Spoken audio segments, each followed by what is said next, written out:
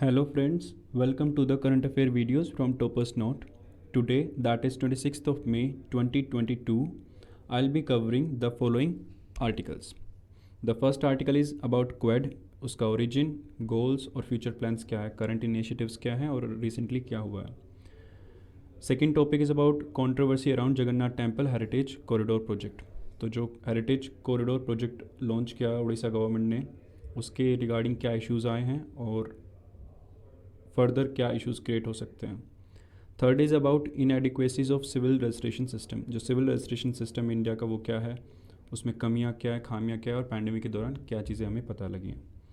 Fourth is about what China aims to achieve by building bigger bridge on Pangong Tso lake. Pangong Tso lake में एक bridge already build कर चुका है और अब एक बिगर ब्रिज बना रहा है चाइना, तो उसका वो एक्चुअली अचीव क्या करना चाहता है उसके ऊपर है. Fifth article is about India decide to join the Indo Pacific economic framework. और इस इंडो पैसिफिक इकोनॉमिक फ्रेमवर्क में बेसिकली कौन कौन मेंबर हैं, इंडिया का क्या इसमें रोल रहेगा और ये एक्चुअली है क्या उसके ऊपर है. Sixth article is about supreme court judgment on India's physical federalism. जो रिसेंट जजमेंट आई है उसके रिगार्डिंग है आपका sixth article. Let's start from the very first article. So the first article is Quad, उसका ओरिजिन, गोल्स क्या हैं और फ्यूचर के प्लान्स क्या हैं.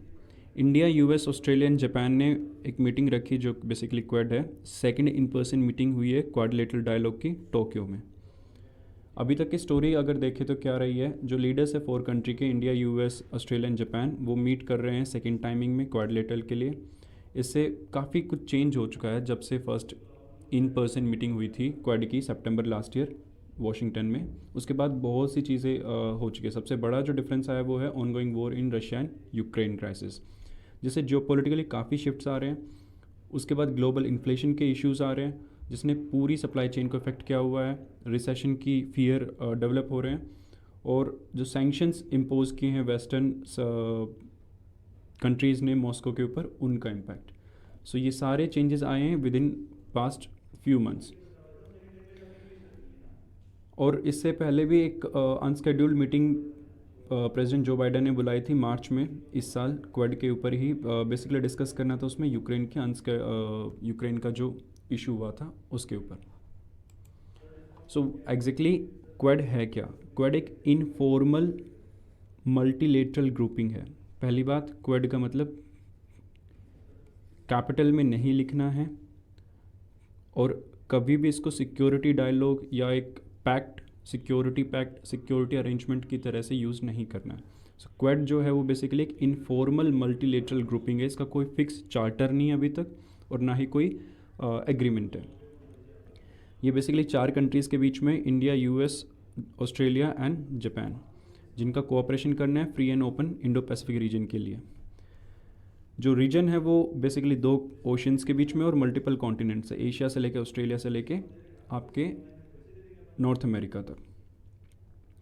इसका कोई भी एक्सप्लिसिट मेंशन नहीं है कहीं पे भी कि हम चाइना को ग्रोइंग इन्फ्लुएंस को कंट्रोल करने के लिए ये बना रहे. बट ओवरऑल अगर देखा जाए तो जो क्वाड का मेन रोल है वो कंटेन करना चाइना के ग्रोइंग इन्फ्लुएंस को और उसका एक सब्स्टिट्यूट प्रोवाइड करना और उसका इम्पैक्ट हमारी ग्रोथ स्टोरी पे ना आए उसको देखना.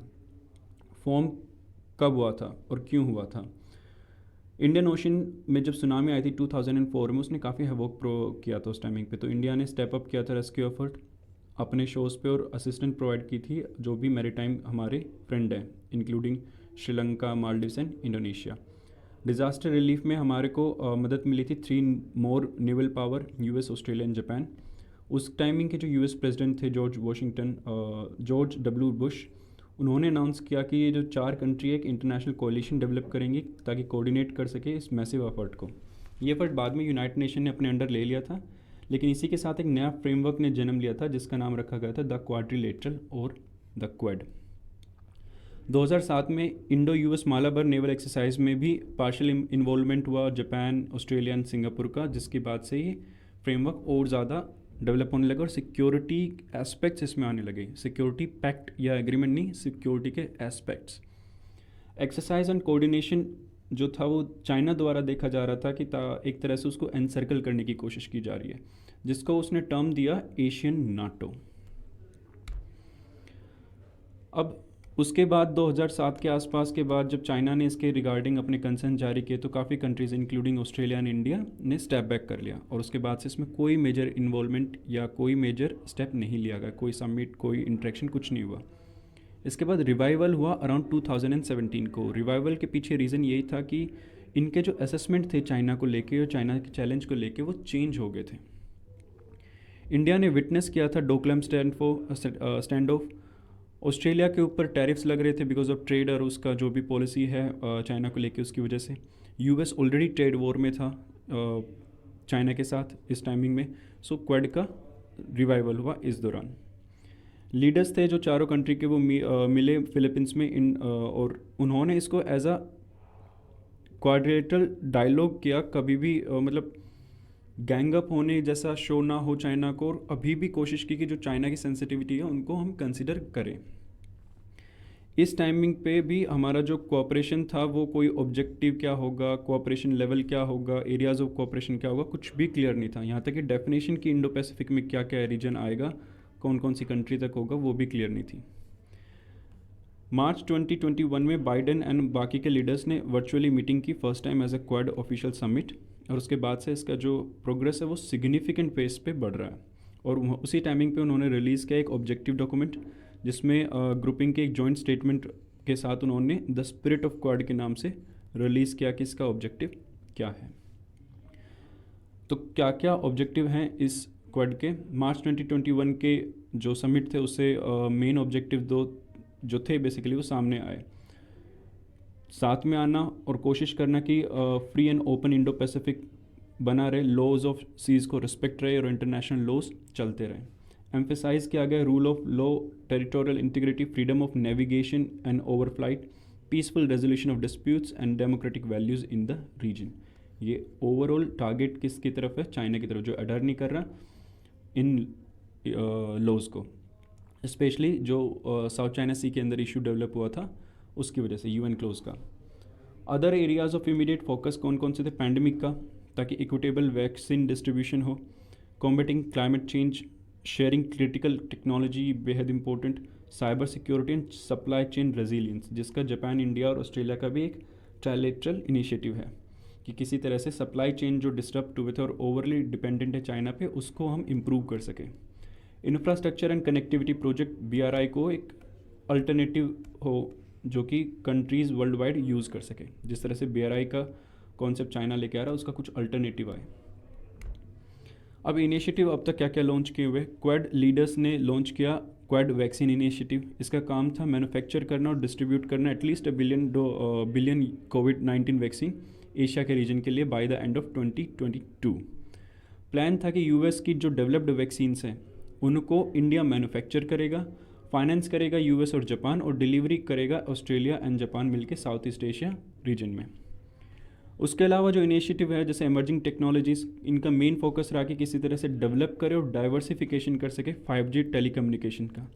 यहाँ पे डाइवर्सिफिकेशन का मीनिंग है कि ओवरली डिपेंडेंस जो है इक्विपमेंट के लिए, 5G के इक्विपमेंट के लिए चाइना पे, वो रिड्यूस हो सके। इसलिए यूएस ने चाइना के जितनी भी कंपनीज़ है, हुआवे हो या बाकी के कंपनीज़ हैं, उनको कोई भी रोल प्ले करने से बैन कर दिया यूएस में 5G टेक्नोलॉजी में। सेम इंडिया ने भी किया हुआ है फिलहाल के लिए।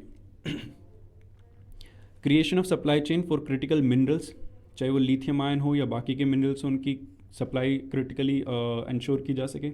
टेक्नोलॉजी जो सेमीकंडक्टर बनाने में इस्तेमाल होती है, स्मार्टफोन वगैरह, ये एक ऐसा एरिया जिसमें चाइना एक लीडर की तरह है।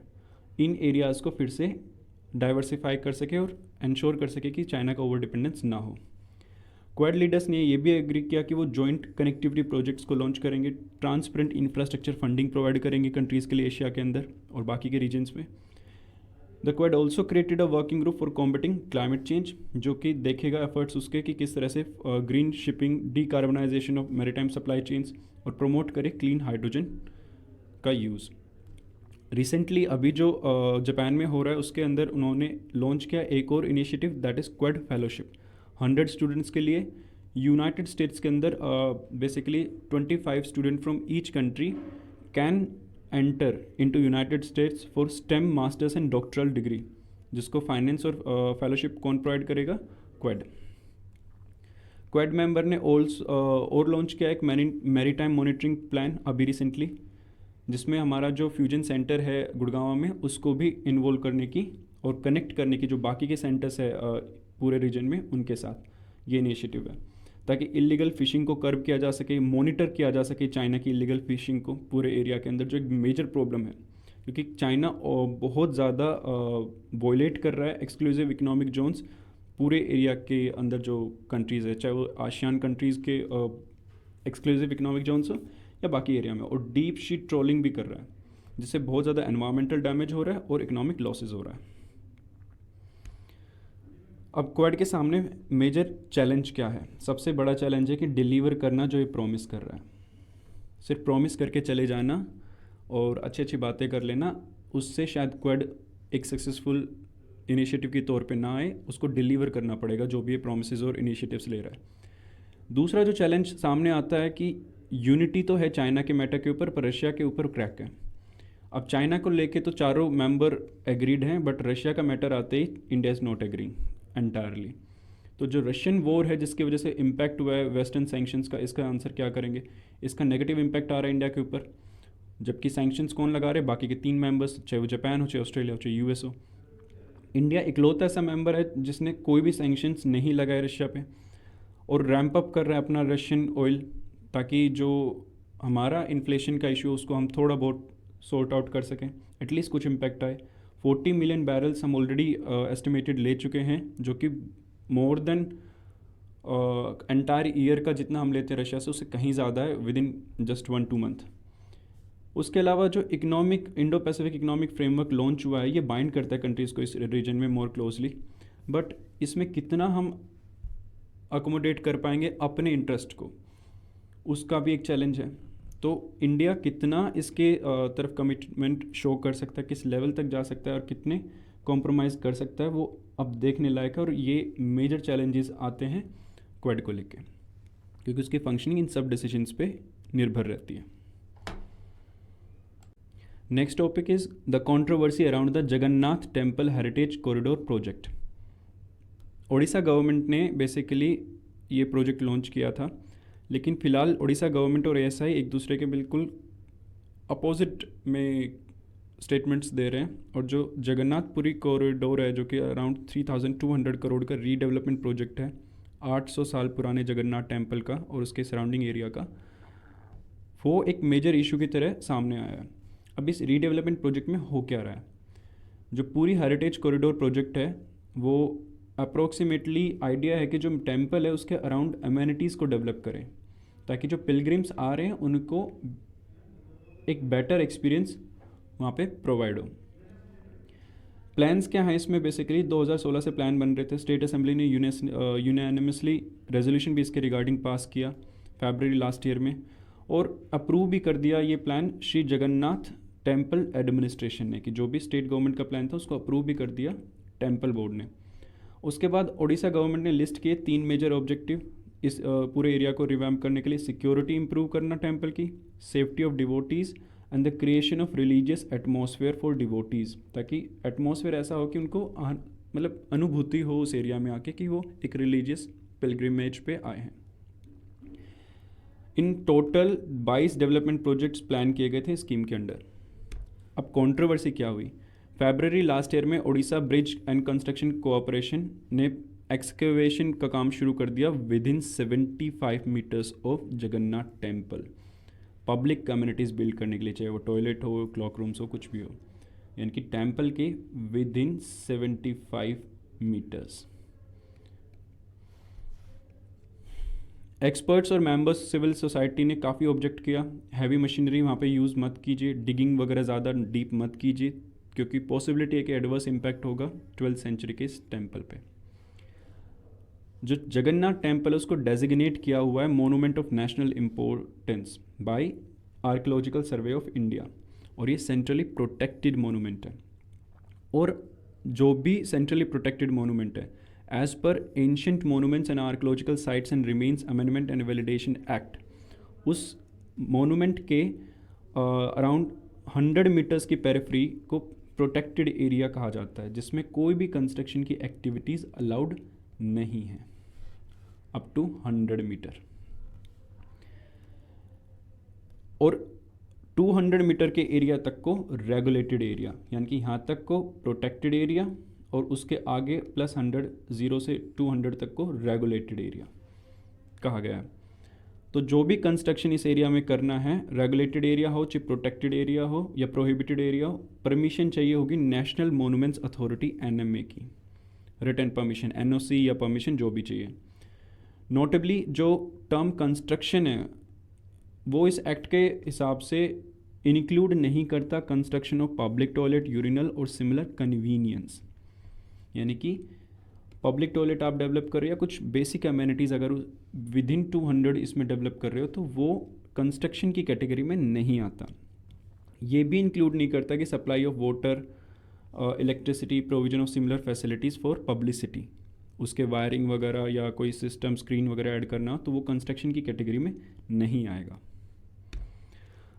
अब ASI ने इसके बारे में कहा क्या है। ASI का कहना है कि there was every possibility that the agency OBCC, Odisha की जो कंस्ट्रक्शन की बॉडी है, during the excavation of soil removal might have destroyed the archaeological remains of the heritage site. एक स्कल्पचर मिला लोइन का, जो कि गंगा डायनेस्टी के टाइमिंग का माना जाता है, और ये एक्सकेवेशन के दौरान मिला।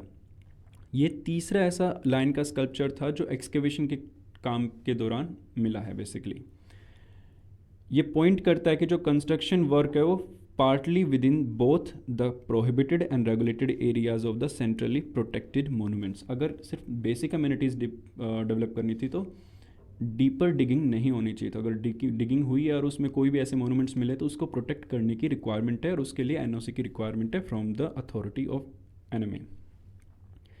ASI ने ये भी फाउंड किया कि जो ऑनगोइंग कंस्ट्रक्शन वर्क था उसका कोई वैलिड परमिशन उनसे नहीं लिया गया, ना ही कोई NOC इशू किया गया कॉम्पिटेंट अथॉरिटी के द्वारा।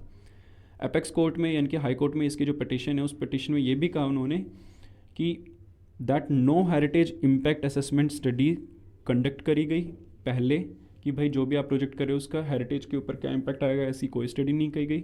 ना कोई ग्राउंड पेनिट्रेटिंग रेडार सर्वे किया गया कि उसके ग्राउंड में जहाँ डिगिंग कर रहे हैं उसके नीचे क्या चीज़ें हो सकती है और उनको डैमेज हो सकता है या नहीं हो सकता, अगर कुछ रेलेवेंट और इम्पोर्टेंट चीज़ें हैं उसमें। तो ऐसी कोई स्टडी नहीं की गई। और ना ही कोई अगर सब सोइल के अंदर कोई भी एरिया मतलब कोई इम्पोर्टेंट आर्टिफैक्ट अगर अभी भी बचा हुआ है तो उसको प्रोटेक्ट करने की कोई ख़ास कोशिश नहीं की गई। ये सारे उसने ASI ने बेसिकली एफिडेविट में दिए, कहाँ पे, हाई कोर्ट के अंदर। सो कंक्लूजन अगर देखें तो क्या है, ओबियसली एक इशू है, डेफिनेट है कि पूरी को रीडेवलप करना चाहिए पर साथ में कंजर्व भी करना चाहिए।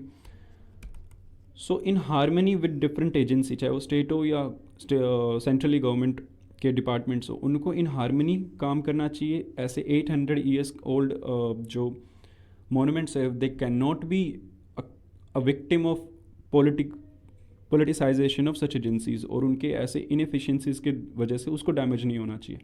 So in short in harmony काम करें और कोशिश करें कि एक दूसरे को सपोर्टिव वे में बेस्ट डेवलपमेंट हो इस एरिया का।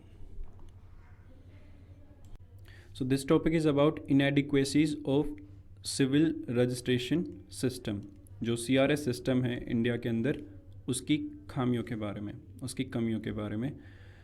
एक फैक्ट है कि जो आर्ग्यूमेंट देते हैं कि एक इंडिया के अंदर रोबस्ट सिस्टम है रजिस्टर करने का बर्थ या डेथ, वो सपोर्ट नहीं होता, उनकी जो आर्ग्यूमेंट है वो सपोर्ट नहीं होती फैक्ट से।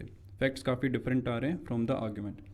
WHO की रिसेंट रिपोर्ट आई है जिसमें उसने एस्टिमेट किया है कि excessive number of death has happen during Covid, जिसने काफ़ी रिस्पॉन्सेज को ट्रिगर किया है।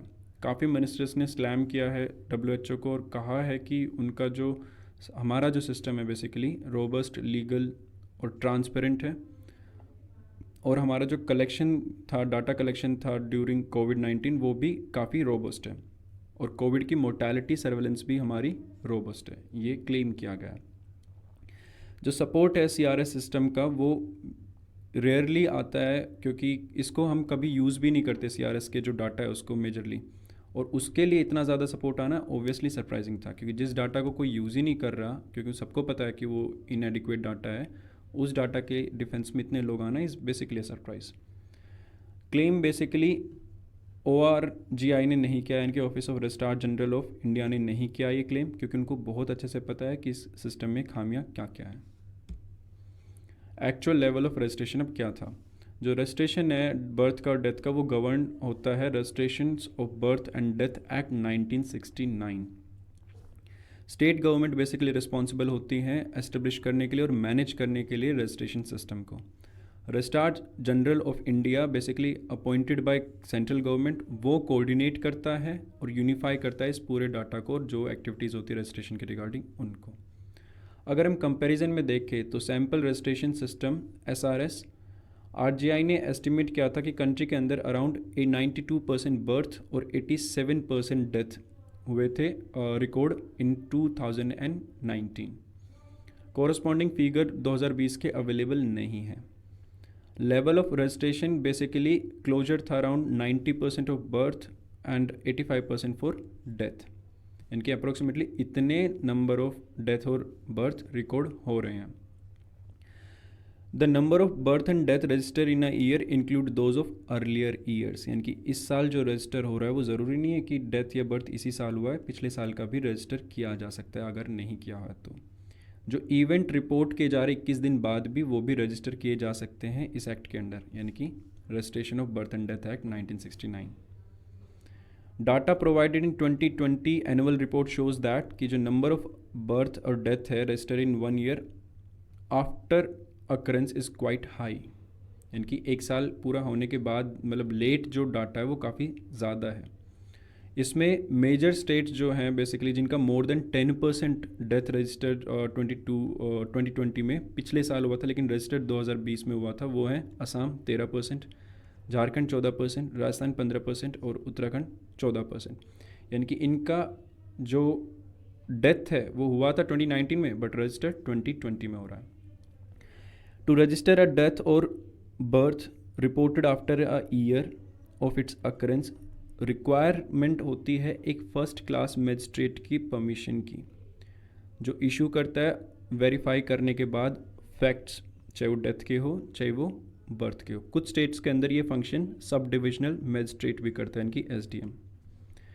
2020 के अंदर एस्टिमेट किया गया है कि जो 20 लाख बर्थ और 7.6 lakh death occurred over a year earlier were registered, यानी कि 2019 के अंदर जो डेथ और बर्थ हुआ था वो अब रजिस्टर कब हुआ है 2020 के अंदर।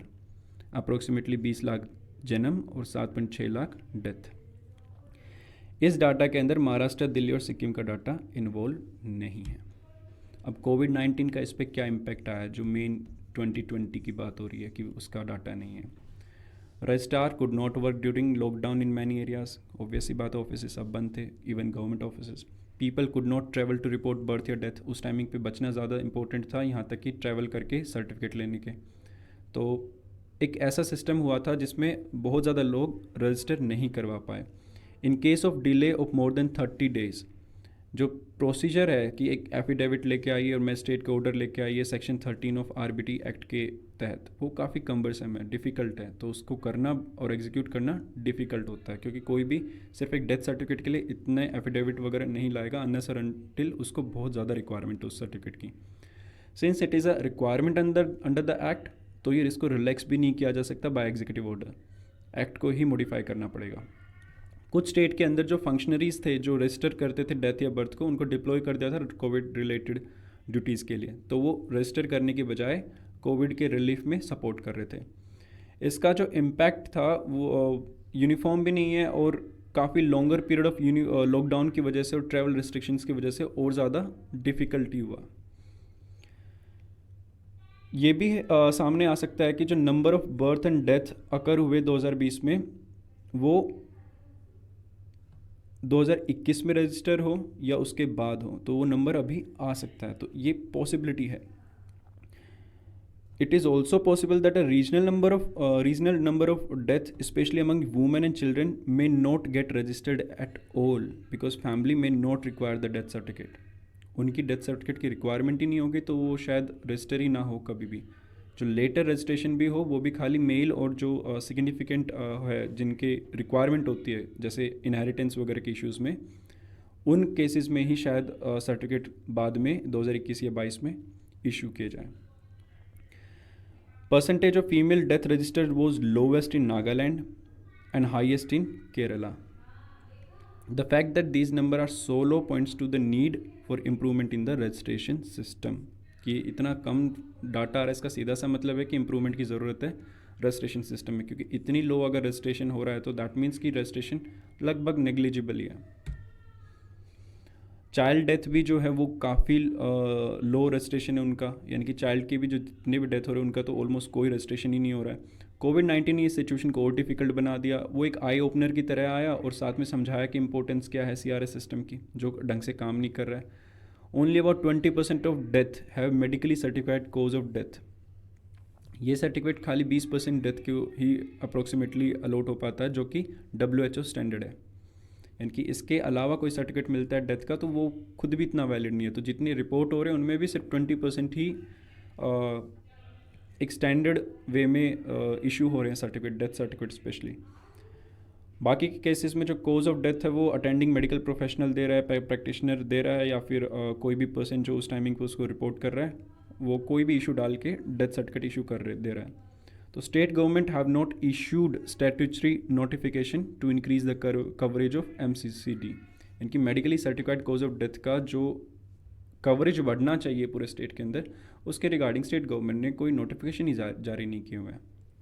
अब वे फॉरवर्ड क्या है, इससे साफ पता लगता है जो सिस्टम है बड़ा ही क्रिटिकल सिचुएशन में। Death and birth registration, birth भी चलो ठीक है, लेकिन डेथ रजिस्ट्रेशन तो बिल्कुल ही बुरी हालत में है। वे फॉरवर्ड क्या है, जो CSR है वो अभी मेच्योर नहीं हुआ, एक रोबस्ट रेजिलियंट सिस्टम में कन्वर्ट नहीं हुआ है कि वो हर एक डेथ या बर्थ को रजिस्टर कर सके। पेंडेमिक के दौरान छोड़ो, नॉर्मल टाइमिंग में भी ऐसा नहीं हो रहा है। बहुत ज़्यादा ज़रूरत है कि स्टेट गवर्नमेंट इस पर कुछ एफर्ट्स डाले ताकि सारे बर्थ और डेथ रजिस्टर हो सके बाय अ मेडिकली सर्टिफाइड कोजेज। एक सर्टिफिकेट इशू हो जो कि मेडिकली साउंड हो। ये रिक्वायरमेंट भी है कि कोऑर्डिनेटेड एक्शन हो by several departments of the state, ताकि CRS सिस्टम को और रोबस्ट बनाया जा सके, और पब्लिश करे रेगुलर डाटा ताकि उसमें जो कमियां हैं civil society discuss and debate कर सके और फॉर्मुलेट कर पाए बेटर पॉलिसी, एटलीस्ट सजेस्ट कर पाए। So this topic is about what China aims to achieve by building a bigger bridge on the Pangong Tso Lake. Recently China ने एक bridge बनाया था पैंगोंग त्सो लेक के ऊपर, जहाँ पर नियरेस्ट पॉइंट है इस पर, जो नैरोवेस्ट पॉइंट है। अब वहाँ पे वो एक और ब्रिज बना रहा है विच इज़ परमानेंट स्ट्रक्चर और बिगर, जो ज़्यादा वेट को अकोमोडेट भी कर सके, टॉलरेट भी कर सके। So basically China is building a second bridge near the friction point in the border stand off that began in 2020। जहाँ पे स्टैंड ऑफ हुआ था उस एरिया के बिल्कुल क्लोज में ब्रिज डेवलप कर रहा है।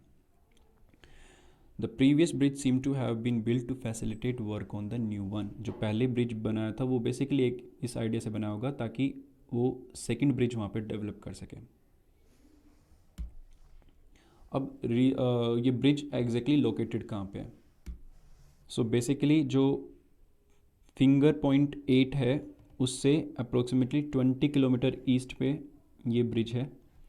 इस ब्रिज के पास देखो खुमाक फोर्ट भी है। खुमाक फोर्ट बेसिकली चाइना का एक मेजर स्टेशन कह सकते हैं, जहाँ पे डिफेंसिव इक्विपमेंट्स और उनकी जो आर्मी है वो स्टेशनड है इन अ गुड नंबर, और LOC के बहुत क्लोज है ये। जो चाइनीज़ थे वो basically 8 kilometre inside of this line LOC पे, यहाँ पे हमारा स्टैंड अप हुआ था, जिसे कहते हैं फिंगर पॉइंट 4 के आसपास। तो जो साइट है basically 20 kilometre east of finger 8 है, नॉर्थ बैंक के, जहाँ से LOC पास होती है। दूसरा जो एक्चुअल डिस्टेंस बाय रोड अगर हम देखें तो 35 किलोमीटर पड़ेगा अप्रोक्सीमेटली ब्रिज साइड से फिंगर 8 के बीच में, जो on an average 20 kilometre, but road का अगर देखें तो because it does not go directly but move थोड़ा सा बैंड होके, तो इस वजह से वो डिस्टेंस बढ़ जाता है। The construction site is just east of an old ruin called Khurnak fort, जहाँ पे चाइना का मेजर फ्रंटियर है डिफेंस बेसिस का। चाइना इसको रुटोंग काउंट्री बोलता है।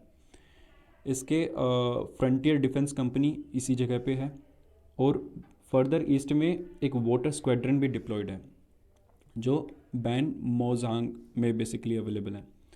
ऑल्दो ये उसी की टेरिटरी में है जो उसके कंट्रोल में है सिंस 1958, लेकिन exact point is west of India's claim line, यानी कि हमारी जो क्लेम लाइन है उसके वेस्ट में है, यानी कि हमारी टेरिटरी में, एक तरह से हमारी क्लेम्ड टेरिटरी में है।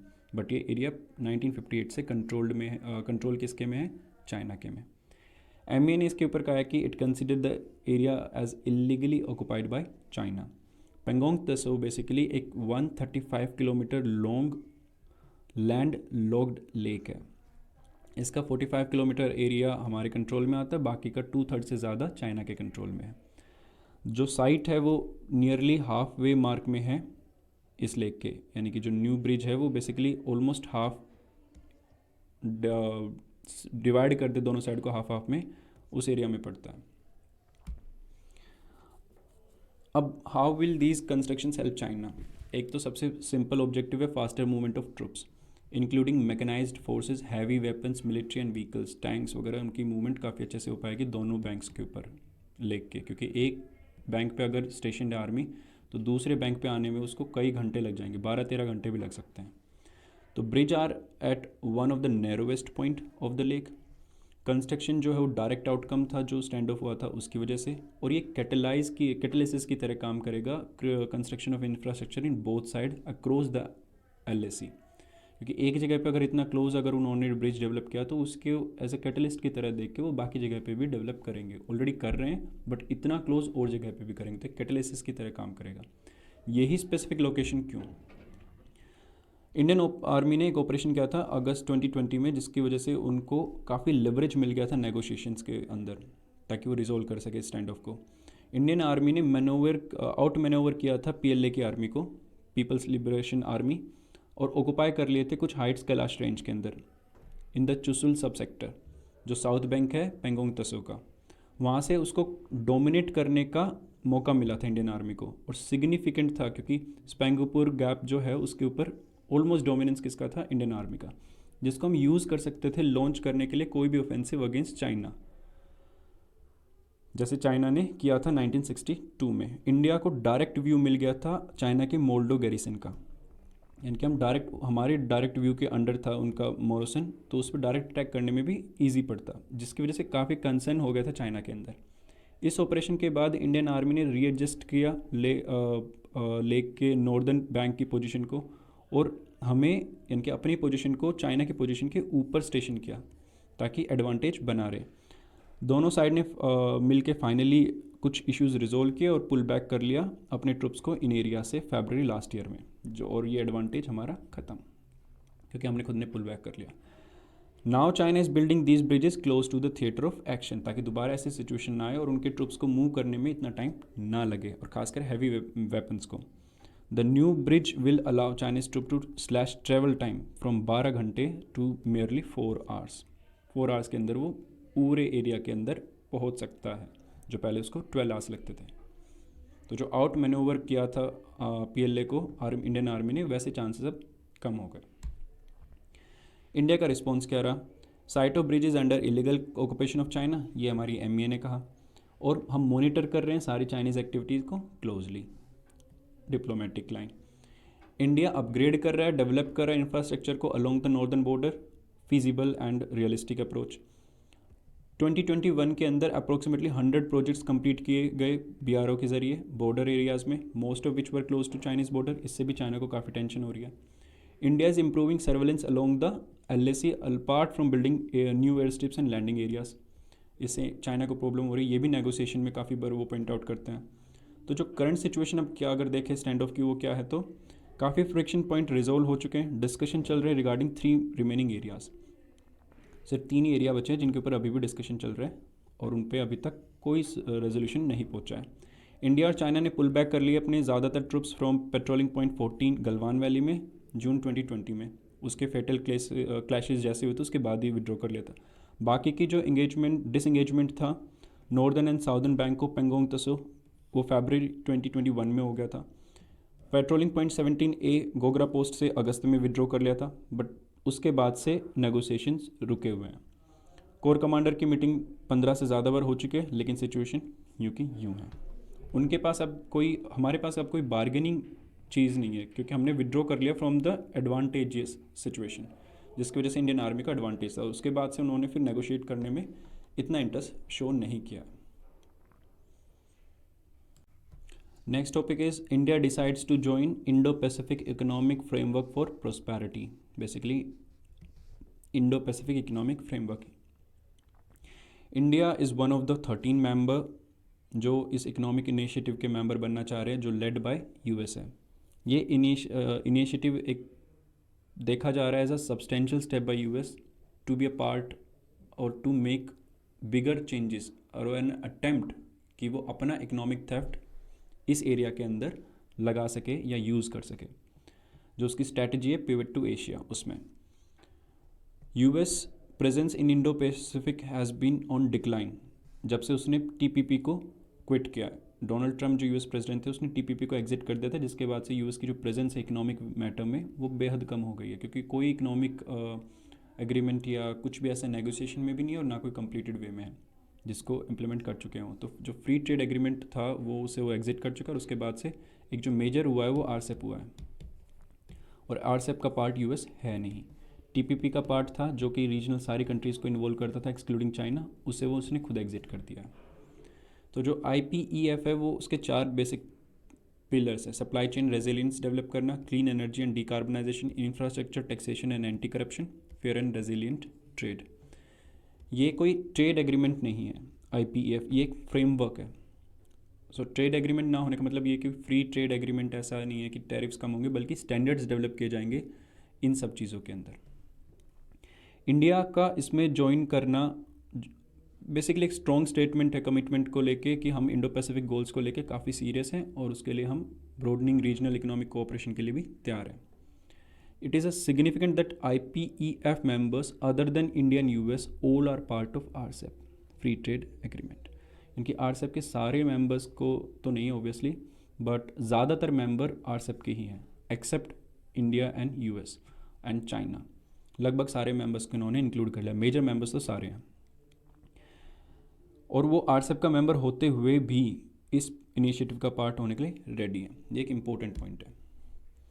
इंडिया बेसिकली कर रहा है तो क्यों कर रहा है, और एरियाज ऑफ स्क्रूटनी अगर हम देखें तो क्या है। जो लॉन्च है वो सिर्फ ये सिग्नल करता है कि विलिंगनेस है 13 कंट्रीज़ की to begin discussions on the counters. ज़्यादा डिपेंड करता है कि वो प्रोसेस कितना इंक्लूसिव होता है, जिसका कमिटमेंट US प्रेसिडेंट भी दे रहे कि वो इंक्लूसिव प्रोसेस बनाएंगे। US officials have made it clear that it is not an FTA and nor will it discuss tariff reduction or increasing market access। ना तो मार्केट एक्सेस का कोई डिस्कशन होगा, ना टैरिफ रिडक्शन का कोई डिस्कशन होगा। टैरिफ रिडक्शन के डिस्कशन ना होने से इंडिया खुश और मार्केट एक्सेस ना मिलने से US खुश। Raising questions about it's utility, फिर करेगा क्या? सिर्फ स्टैंडर्ड डेवलप करेगा कि इस लेबर के ये स्टैंडर्ड होना चाहिए, उसके वो स्टैंडर्ड होना चाहिए। बेसिकली प्रवचन, रियलिस्टिक वे में कोई खास इम्पैक्ट नहीं दिखता। बाकी क्या रोल आउट होता है उस पर डिपेंड करता है। जो 4 पिलर्स हैं वो कन्फ्यूजन क्रिएट करते हैं कि वो इतने कॉमन ग्राउंड क्रिएट कर पाएगा कि 13 कंट्रीज़ को साथ ला सके और एक स्टैंडर्ड सेट कर सके। वो हर किसी के स्टैंडर्ड अपने अलग है, फिलीपींस के एकदम अलग है, इंडोनेशिया के अलग है, वहाँ पे ड्रग को बिल्कुल नहीं टॉलरेट करते, वहाँ US में बहुत ज़्यादा गन लॉज हैं, ओपन गन लॉज है। तो इस तरह के अगर बाकी के जो रेलेवेंट सेक्टर्स की बात करें तो उनमें इस तरह के एक तरह के स्टैंडर्ड सेट हो जाएंगे, ये एक बहुत बड़ा क्वेश्चन है, स्पेशली 13 कंट्रीज जो बहुत डिफरेंट है एक दूसरे से। US का statement that IPEF is focused on American workers एक सीरियस क्वेश्चन रेज करता है कि ये प्रोटेक्शनिस्ट ग्लोबल ट्रेंड को तो नहीं बढ़ाएगा। Each IPEF countries has considerable trade interest in China, with most having large trade deficit with it, including US and India, जिसके बहुत ज़्यादा डेफिसिट है। अब इतना ज़्यादा डेफिसिट अगर चाइना के साथ है और वो जाएंगे IPF में, तो चाइना अगर आर्म को ट्विस्ट करेगा तो ये कंट्रीज़ छोड़ के भी भाग सकते हैं। It remains to be seen how much they will be willing to sign on the IPF, कितना वो इसको लिए अकोमोडेट कर सकते हैं, कितने इंटरेस्ट को US के इनिशिएटिव को अपने इंटरेस्ट को कॉम्प्रोमाइज़ करके इसमें अकोमोडेट हो सकते हैं, वो बहुत देखने वाली चीज़ है। 3 ASEAN countries Cambodia, Laos and Myanmar have decided to stay out of the frameworks launch. Myanmar के ऊपर ऑलरेडी सैंक्शंस हैं US का कूप होने, मतलब म्यांमार में कूप होने के बाद US सैंक्शंस के बाद, तो बाय डिफ़ॉल्ट वो नहीं ज्वाइन करेगा। लाओस एंड कंबोडिया भी इससे दूर रहे हैं, बाकी सारे आशियन कंट्रीज़ इसके मेंबर हैं। including Japan, Australia, and South Korea. Conclusion: the fact that US previous initiatives like Blue Dot Network, Build Back Better initiative have made little progress in changing region के infrastructural need को, तो IPF भी credibility challenge के साथ खड़ा है. इसकी भी क्या credibility, ना कोई FTA, ना कोई agreement है, ना कुछ और है, बस standard develop करने, तो deliver क्या करेगा? तो credibility definitely a challenge. Negotiators will need to move with both caution and clarity before making any big promises on its benefit for the region. सिर्फ बड़े बड़े प्रोमिस करने से नहीं होगा, उनको बहुत सावधानी से गुजरना होगा ताकि कोई भी मेजर मिस्टेक ना करे in regard to entering into such a big initiative which can become a big. So this topic is about supreme court की जजमेंट जो इंडिया के फिजिकल फेडरलिज्म के रिगार्डिंग आई है. काफ़ी इंपॉर्टेंट जजमेंट है ये. Union of India versus Mohit minerals के केस में आई है, जिसमें सुप्रीम कोर्ट ने एक ऐसी डिलीवर किया है रूलिंग जो काफ़ी वाइडर इम्पैक्ट रखती है फिजिकल फेडरलिज्म को लेके. ये मेंस पॉइंट ऑफ व्यू से काफ़ी इंपॉर्टेंट टॉपिक है और आंसर राइटिंग को काफ़ी फर्दर इंप्रूव कर सकता है. केस में था क्या, ये बेसिकली केस में स्टेक पे था वैलिडिटी जो लेवी की गई है, इम्पोज की गई है इम्पोर्टर्स के ऊपर integrated goods and services tax के रूप में, जो उनका ओशन फ्राइट आता था जिस पे वो पे करते थे by foreign sellers to foreign shipping lines. Goods and Gujarat high court ने बेसिकली इस लेवी को नल एंड वोड या इलीगल डिक्लेयर कर दिया है. सुप्रीम कोर्ट में जब ये केस गया तो सुप्रीम कोर्ट ने कहा कि जो लेवी है वो बेसिकली डबल टैक्सेशन है, क्योंकि इम्पोर्टर्स ऑलरेडी पे कर रहे थे tax on the composite supply of good. जो सप्लाई आ रही है उसके ऊपर कंपोजिट टैक्स ऑलरेडी पे कर रहे हैं. उनको फर्दर एडिशनल टैक्स पे करने के लिए नहीं बोला जा सकता ऑन अ परसेप्शन या perceived service that it may be receiving. तो कोई ऐसी एडिशनल सर्विस वो शायद पे कर रहे हैं, इस परसेप्शन के ऊपर टैक्स नहीं लगाया जा सकता. अब रिकमेंडेशन एकदम सही रिकमेंडेशन है जो कोर्ट की है. कोर्ट ने प्रोसीड किया technical reading of various laws, जितने भी टेक्निकल रीडिंग है टैक्स लॉज के रिगार्डिंग, इन पर्टिकुलर जो प्रोविजन थे central goods and services tax को लेके, उसकी रीडिंग को कंप्लीट करने के बाद सुप्रीम कोर्ट ने कहा कि जो पार्लियामेंट है और स्टेट लेजिस्लेचर है उनके पास बराबर का पावर है गुड्स एंड सर्विसेज के मैटर पे कोई भी लेजिस्लेशन बनाने का. यहाँ तक कि जो गुड्स एंड सर्विसेज टैक्स की काउंसिल है उसकी कोई भी रिकमेंडेशन बाइंडिंग नहीं है लेजिस्लेटिव बॉडी पे. लेजिस्लेटिव बॉडी कौन है? पार्लियामेंट एंड स्टेट लेजिस्लेचर दोनों, तो उन पे बाइंडिंग नहीं है. यूनियन मिनिस्ट्री ऑफ फाइनेंस ने क्लेम किया कि रूलिंग का कोई मेजर बियरिंग नहीं है the way GST is working और फंडामेंटली डिफरेंट नहीं है एग्जिस्टिंग फ्रेमवर्क से जो जीएसटी का है. उसको एक तरह से वाटर डाउन करने की कोशिश की गई, बट एग्जैक्ट इम्पैक्ट इसका काफ़ी ब्रॉडर हो सकता है. अब इम्प्लीकेशन क्या है इस जजमेंट का अगर देखें तो, अब तक गवर्नमेंट सोचते थे जितने भी स्टेट गवर्नमेंट से कि जीएसटी काउंसिल की जो रिकमेंडेशन आई है वो सेक्रोसेंट है, उनको मानना ही पड़ेगा, क्योंकि वो ओनली यूनानिमस वे में रिकमेंड करते थे. तो डेफिनेट है कि सब मानेंगे क्योंकि उन्होंने खुद ने रिकमेंड किया है. और वो एक ये भी परसेप्शन था कि वो एक तरह से कानून है. बट इस रूलिंग के बाद state government need not feel circumcised कि सर्कमस्क्राइब्ड ज़बरदस्ती नहीं है उनके साथ कि वो इसको करे, एक लिमिटेशन नहीं है उनके ऊपर, स्टेट गवर्नमेंट्स के ऊपर. कोर्ट के अनुसार जो स्टेट लेजिस्लेचर है उनके पास अथॉरिटी है कि वो डिविएट कर सके from any advice by GST council. उससे अलग जाके कोई भी रूल बना सकते हैं, कानून बना सकते हैं. To make their own laws by asserting their role as equal partners in India's federal structure, यानी कि असर्ट कर सकते हैं वो अपनी अथॉरिटी को कि वो एक इक्वल पार्टनर है. उनको रिकमेंडेशन मानने की कोई ज़्यादा ज़रूरत नहीं है अगर वो नहीं मानना चाहें तो. एडवेंट कहाँ से आया इन आर्टिकल का? 2017 में यूनियन गवर्नमेंट ने इंट्रोड्यूस किया जीएसटी रेजिम का 101 कॉन्स्टिट्यूशनल अमेंडमेंट के साथ. मेन मंत्र क्या था? One nation one tax. Indirect tax में सबसे बड़ा reform. To give effect, many entries in state list of Schedule 7 of Constitution were either deleted or amended. जितनी भी एंट्रीज थी स्टेट लेजिस्लेचर में इंडायरेक्ट टैक्स के रिगार्डिंग उनको अमेंड किया या डिलीट किया. Power to legislate on GST was inserted through a newly introduced article 246A of the constitution, जिसके थ्रू ये आर्टिकल जीएसटी का कॉन्सेप्ट कॉन्स्टिट्यूशन में डाला गया. इसने ओवररोड किया general dominion granted to parliament and state legislature to bring laws on various subjects and afforded to them an authority to make legislation on GST.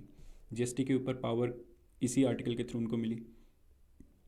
101 amendment के साथ उन्होंने article 279A भी का डाला, जिसके थ्रू जीएसटी काउंसिल एस्टेब्लिश हुआ. GST council का composition क्या है? Union finance minister, union minister of state for finance and ministers of finance from every state government. इसकी अथॉरिटी क्या थी? रिकमेंडेशंस देने थे इसको यूनियन एंड स्टेट गवर्नमेंट को ऑन डिफरेंट मैटर जो भी इसके सामने लाया जाए, इस काउंसिल के सामने। कंसर्न क्या है? कन्फ्यूजन कि जो काउंसिल का डिसीजन है वो बाइंडिंग होगा या नहीं होगा।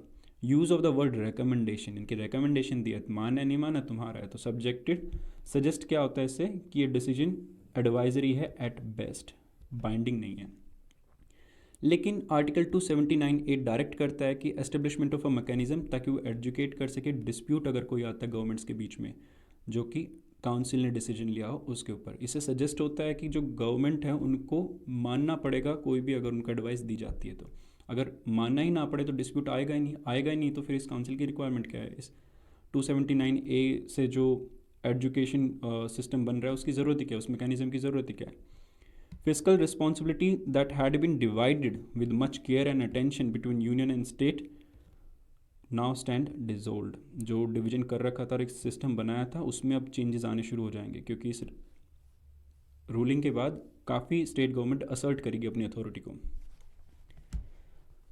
अब नोट अ सिमेट्रिकल कॉम्पैक्ट, अगर सुप्रीम कोर्ट की जजमेंट देखें तो उसने फाइनल वर्ड दिया है अपना। हमारा फेडरल स्ट्रक्चर जो है वो एक सिमेट्रिकल सिस्टम नहीं है। कुछ ऐसे एस्पेक्ट है जो कॉन्स्टिट्यूशन के अंदर जो बेसिकली एक सेंट्रलाइजिंग ड्रिफ्ट को दर्शाते हैं। आर्टिकल 246(a) जिसके प्रोविजन प्रोवाइड करते हैं concomitant power both to union and state government to legislate on GST. ये डिस्क्रिमिनेट नहीं करता between the two in terms of allocation of authority.